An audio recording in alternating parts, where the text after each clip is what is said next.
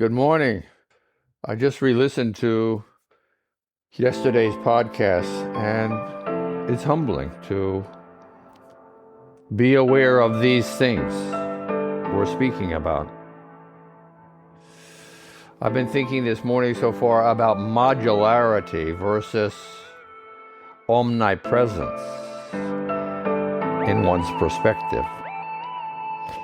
Do we compartmentalize? Do we focus and narrow down our awareness, our concentration, our being in the moment to therefore then having forgotten everything else that surrounds us and more omnipresent awareness? Oftentimes we do.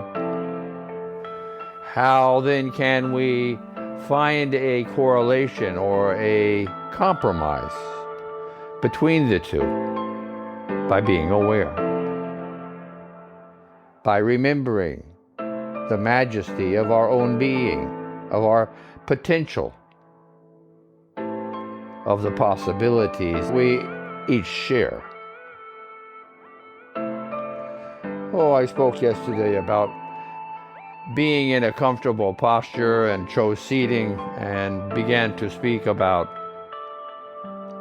our breathing and our pulsing and the dissemination of our energy in many ways, and finding ourselves increasingly comfortable and calm, acquiring a sense of peace, realizing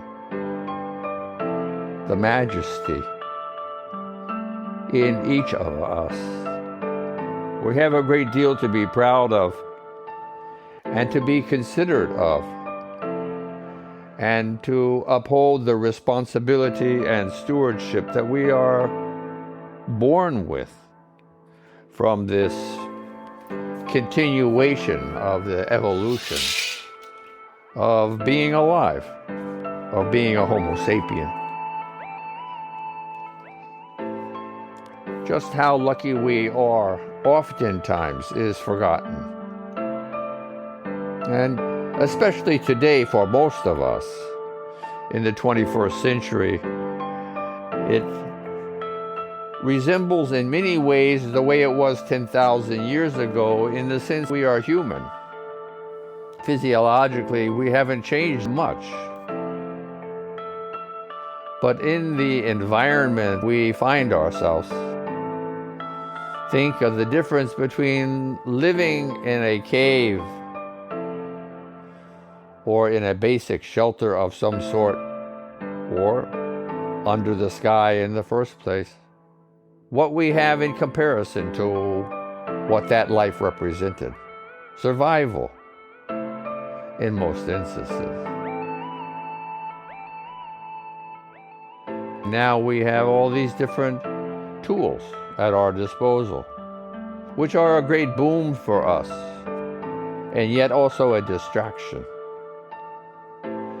So in mindful meditation, the purpose then can be, in part, to consider what we're discussing right now and to widen one's perspective, omnipresent perspective versus modular, where we're consumed with the responsibilities of one's job, for instance, or one's social activities.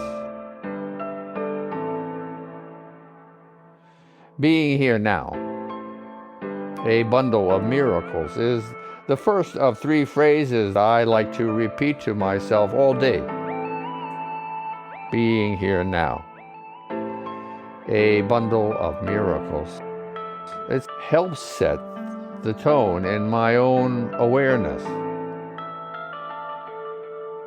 Humbled before the immensity of creation. Again, helping to further set the tone of my own receptivity, humbled, open, witnessing of as much as I can gather in my mind, humbled before the immensity of creation. and thankful. Thankful for just being alive. It is a struggle to continue and to wish and work towards self-improvement, to have this as one's goal. It is, at least for me, it is a continuing effort. It is not simple. It is up and down and all around. It is like a saw. It has its edges. It goes up, it goes down. It goes up, it goes down. It's like this. And it's not once in a while, it's every day. And it's not just every day, it is every moment. We need to apply our capacity, our potential to be aware, to remember, to be sensitive and receptive enough to allow these conclusions to rise and become one's awareness, with the possibility of a spark occurring, of a realization to occur, self-realization, self-revelation. That's what these words are. They're equal signs in between all of these concepts. Self-illumination. What are we doing? We're shining a light upon ourselves.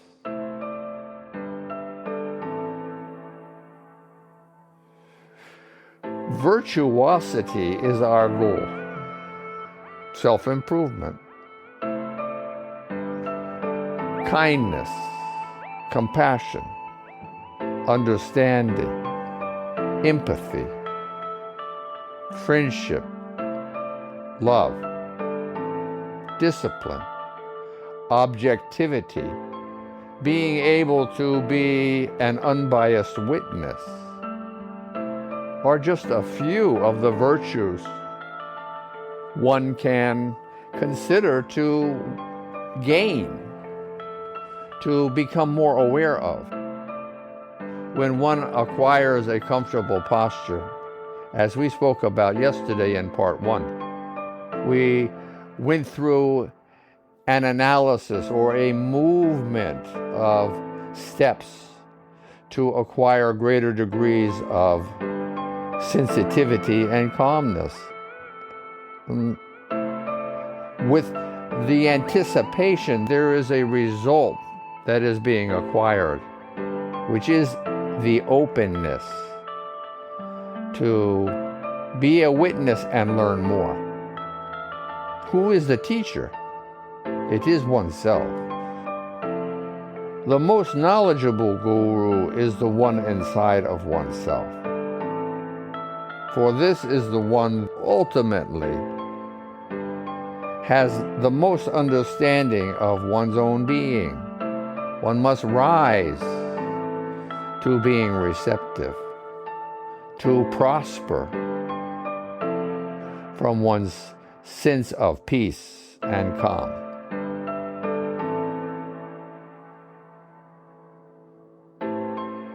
Being in this comfortable posture, undisturbed,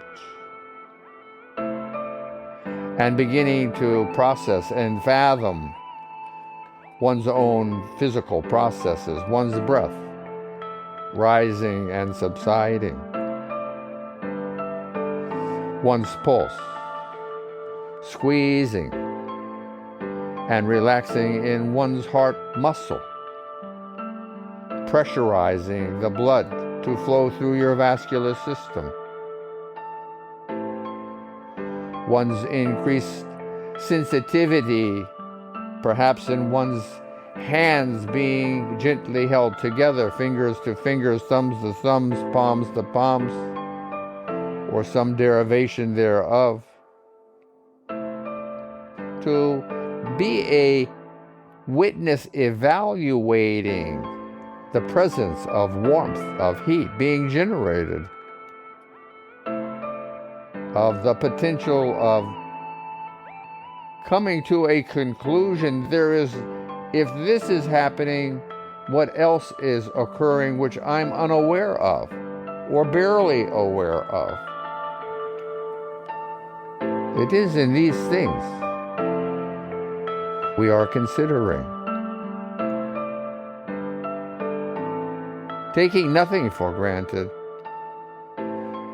and learning as much as we can.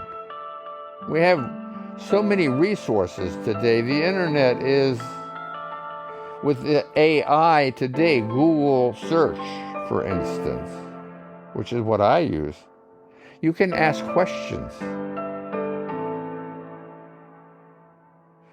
And if you don't get the answer you wish, then frame the question in a different way until you are feeling the answer is actually applying to the question from your mind. Because it can be subtle, the differences. Just like in everything that we're discussing right now, there are subtleties between being receptive or not, of being a witness or not, of having one's ego involved in what we're doing or not.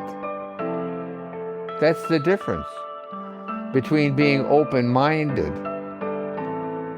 and closed-minded. If one's ego is dictating what you are thinking, shutting things off if it's unpleasant, for instance, watch out. Your ego is only as old as your physical body, your form is in this life. So it may be 20 years or 50 years or 80 years or whatever years old, but your soul and what we like to think of as our, in quote, heart, are countless generations in growth. Generation after generation, having added its own unique imprint into whom we are. Which would you rather choose? Well, look at both is even better. It's not that one has to choose one or the other. What did we just say when we began this podcast? Modular or omnipresent awareness. Perspective. Awareness equals perspective. Which one would you choose? Do you want to be one or the other? Or can you have both? And you can have both. You can understand where you have come from through evolution, and you can balance that with what you have learned in this lifetime. How much better than being just one or the other.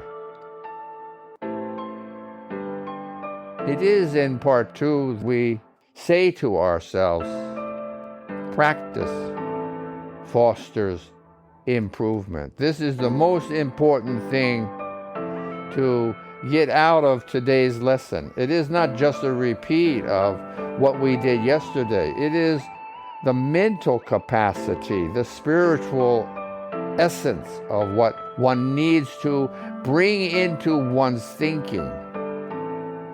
It is not a once and done in one's daily activity. It is an opportunity to change one's life all of the time. Remembering, reminding oneself to being here now. In my way, a bundle of miracles. But it can be yours too. I share it freely. Or your own. Humbled before the majesty of creation and thankful. Again, time is flying. 86,400 moments need to pass through each and every day. So Our time is already gone. Practice doesn't make perfect, but it is better than not practicing. And attaining virtuosity, being kind, and understanding of one's own multitasking personality. You're not responsible for this. It is millions and millions and millions of years old. It is ingrained in one's DNA. It is called survival to be this way. Understanding, kind, burnish one's strength, one's discipline, one's capacity to improve. Having a wonderful day with a smile is my wish for you and me. The music is going to go on for another minute. Enjoy it and linger and think. And share this. We need to expand and grow as a race, as Homo sapiens.